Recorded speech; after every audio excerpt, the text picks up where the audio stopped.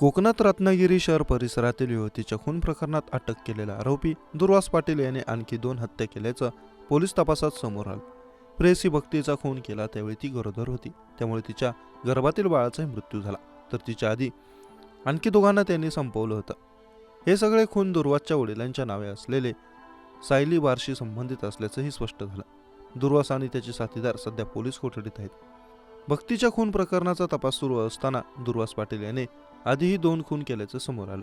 पहिला खून सीताराम वीर वय वर्ष 50 वाटद खंडाळा, तर दुसरा खून राकेश जंगम वय वर्ष 28 वाटद खंडाळा याचा केला होता. दुर्वास पाटील याला अटक केल्यानंतर तो सराईत गुन्हेगारासारखा वागत होता. त्याच वेळेला पोलिसांचा संशय बाळगला. वाटद खंडाळा येथील आणखी एक व्यक्ती बेपत्ता असल्याची तक्रार दाखल झाली होती. त्याचा तपास सुरू असताना राकेश जंगम या बेपत्ता तरुणाचाही दुर्वास यानेच खून केल्याचं समोर आलं. पोलिसांनी 14वा रत्न दाखवताच त्याने या सगळ्या खुनांची कबुली पोलिसांना दिल्याची माहिती आहे. दुर्वास पाटील याने पहिला खून 50 वर्षीय सीताराम वीर यांचा केला. ते दुर्वास पाटीलच्या वडिलांच्या नावे असलेल्या सायली बारमध्ये कामाला होते. त्यांचा मुलगा अमित वीर याने या प्रकरणी तक्रार दाखल केली होती. खरं तर मयेकर तिला सीताराम वीर हे फोनवरून बोलून त्रास देतात. याच रागातून दुर्वासने अन्य दोघांशी संगनमत करून काठीने त्यांना मारहाण केली, परंतु त्यांना चक्कर आली आहे असं सांगून रिक्षा करून घरी पाठवलं. मात्र त्यातच त्यांचा मृत्यू झाला. या खून प्रकरणात दुर्वास दर्शन पाटील, विश्वास विजय पवार यांच्याबरोबरच रत्नागिरी कोकणनगर परिसरात राहणारा राकेश अशोक जंगम हा तिसरा आरोपी होता. व राकेश जंगम याचाही खून दुर्वास पाटील यांनीच केला होता. दुर्वासने जेव्हा दुसरा खून केला तेव्हा 28 वर्षीय राकेश जंगम याचा राकेशला सीताराम वीर यांच्या खुनाची माहिती होती. राकेशने घरी आईला सांगितलं होते. 6 जून 2024 रोजी तो कपड्याची बॅग आणायला जातो असे सांगून घरातून गेला होता, पण तो कधी परतलाच नाही. आईने तो बेपत्ता असल्याची फिर्याद जयगड पोलीस ठाण्यात दिली होती.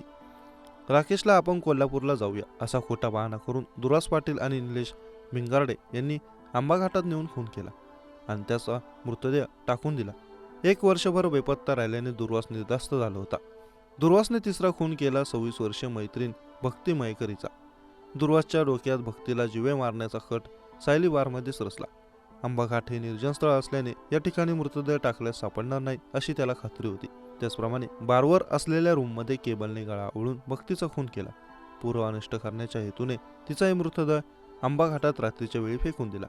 बेपत्ता असलेल्या भक्तीचा खून झाल्याचे तब्बल 10 दिवसानंतर उघड झाले. जणू काही घडलंच नाही या आविर्भावात दुर्वास पाटील फिरत होता. भक्तीच्या भावाने त्याच्या विरोधात पोलिसात तक्रार दाखल केली आणि संशय निर्माण झालेल्या दुर्वास पाटील यांच्या मुसक्या पोलिसांनी आवळल्या. त्यानंतर या सगळ्या प्रकरणानंतर आता वाचा फुटली आहे. त्याचसोबत विश्वास पवार व निलेश भिंगाडे यांनाही अटक करण्यात आली. न्यायालयाने तिघांना 8 दिवसांची पोलीस कोठडी सुनावली. चौकशीत दुर्वासने एका मागोमाग एक खुनांची धक्कादायक माहिती पोलीस तपासात समोर आली. दुर्वास पाटीलच्या लहानपणीच आईचं निधन झालं. त्यानंतर दुर्वासला अनेक वाईट सवयी लागल्या होत्या. बारच्या माध्यमातून हातात पैसा खेळत होता. दुर्वास पाटील याच्या घरातून पोलिसांनी हॉकी स्टिक व काही हत्यारे ताब्यात घेतल्याचं समजतं.